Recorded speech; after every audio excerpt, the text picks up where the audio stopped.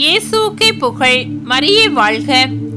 எல்லாம் வல்ல இறைவனின் அருளால் இந்த நாள் அனைவருக்கும் இனிய நாளாக அமைய வாழ்த்துக்கள். இரண்டாவது திருவழிபாடு ஆண்டு பாஸ்கா காலம் 4வது வாரம் புதன்கிழமை. முதல் வாசகம். பர்னபாவையும் சவுலையும் எனது பணிக்காக ஒதுக்கி வையுங்கள். திருத்தூதர் பணிகள் நூலிலிருந்து வாசகம். அதிகாரம் 12 வசனங்கள் 24 முதல் அதிகாரம் 13 வசனங்கள் 5 வரை. அந்நாள்களில் கடவுளின் வார்த்தை மேன்மேலும் பரவியது. பர்னபாவும் சவுலும் தங்கள் திருத்தொண்டை முடித்த பின் மார்க்கு எனப்படும் யோவானை கூட்டிக் கொண்டு எருசலேமிலிருந்து திரும்பிச் சென்றனர். அந்தியோக்கிய திருச்சபையில் பர்னபா, நீகர் எனப்படும் சிமியோன், சிரேன் ஊரானாகிய லூக்கியு, குறுநில மன்னன் ஏரோதுடன் வளர்ந்த மனாயின், சவுல் ஆகியோர் இறைவாக்கினராகவும் போதகராகவும் இருந்தனர். அவர்கள் நோன்பிருந்து ஆண்டவரை வழிபடும்போது தூய ஆவியார் அவர்களிடம், பர்னபாவையும் சவுலையும் ஒரு தனிப்பட்ட பணிக்கென நான் அழைத்திருக்கிறேன், அந்த பணிக்காக அவர்களை ஒதுக்கி வையுங்கள் என்று கூறினார்.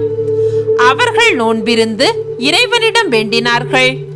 தங்கள் கைகளை அவ்விருவர் மீது வைத்து திருப்பணியில் அமர்த்தி அவர்களை அனுப்பி வைத்தார்கள். இவ்வாறு தூய ஆவியாரால் அனுப்பப்பட்டவர்கள் செலூக்கியாவுக்கு சென்றார்கள். அங்கிருந்து சைப்ரஸுக்கு கப்பல் ஏறினார்கள். அவர்கள் சாலமி நகருக்கு வந்து அங்குள்ள யூதரின் தொழுகை கூடங்களில் கடவுளின் வார்த்தையை அறிவித்தார்கள். யோவானை தங்கள் உதவியாளராக கொண்டிருந்தார்கள். இது ஆண்டவர் வழங்கும் அருள்வாக்கு. இறைவா உமக்கு நன்றி. பதிலுரை பாடல். திருப்பாடல்கள் 67 வசனங்கள் 1 முதல் 2, 4 முதல் 5 மற்றும் 7. பல்லவி. கடவுளே, மக்களினத்தார் உம்மை போற்றி புகழ்வார்களாக. கடவுளே, மக்களினத்தார் உம்மை போற்றி புகழ்வார்களாக. கடவுளே, எம்மீது இறங்கி எமக்கு ஆசி வழங்குவீராக. உம் திருமுக ஒளியை எம்மீது வீசுவீராக. அப்பொழுது உலகம் உமது வழியை அறிந்து கொள்ளும். பிற இனத்தார் அனைவரும் நீர் அருளும் மீட்பை உணர்ந்து கொள்வர். பல்லவி. கடவுளே, மக்களினத்தார் உம்மை போற்றி புகழ்வார்களாக. வேற்று நாட்டினர் அக்களித்து மகிழ்ச்சியுடன் பாடிடுவாராக. ஏனெனில் நீர் மக்களினங்களை நேர்மையுடன் ஆளுகின்றீர், உலகின் நாடுகளை வழிநடத்துகின்றீர். பல்லவி. கடவுளே, மக்களினத்தார் உம்மை போற்றி புகழ்வார்களாக. கடவுளே, மக்களினத்தார் உம்மை புகழ்வார்களாக. மக்கள் எல்லாரும் உம்மை போற்றுவார்களாக. கடவுள் நமக்கு ஆசி வழங்குவாராக. உலகின் கடையெல்லை வரை வாழ்வோர் அவருக்கு அஞ்சுவராக. பல்லவி. கடவுளே, மக்களினத்தார் உம்மை போற்றி புகழ்வார்களாக. நற்செய்தி வாசகம். அல்லேலூயா, அல்லேலூயா. உலகின் ஒளி நானே. என்னை பின்தொடர்பவர் வாழ்வுக்கு வழிகாட்டும் ஒளியை கொண்டிருப்பார் என்கிறார் ஆண்டவர். அல்லேலூயா. யோவான் எழுதிய நற்செய்தியிலிருந்து வாசகம். அதிகாரம் 12 வசனங்கள் 44 முதல் 50 வரை.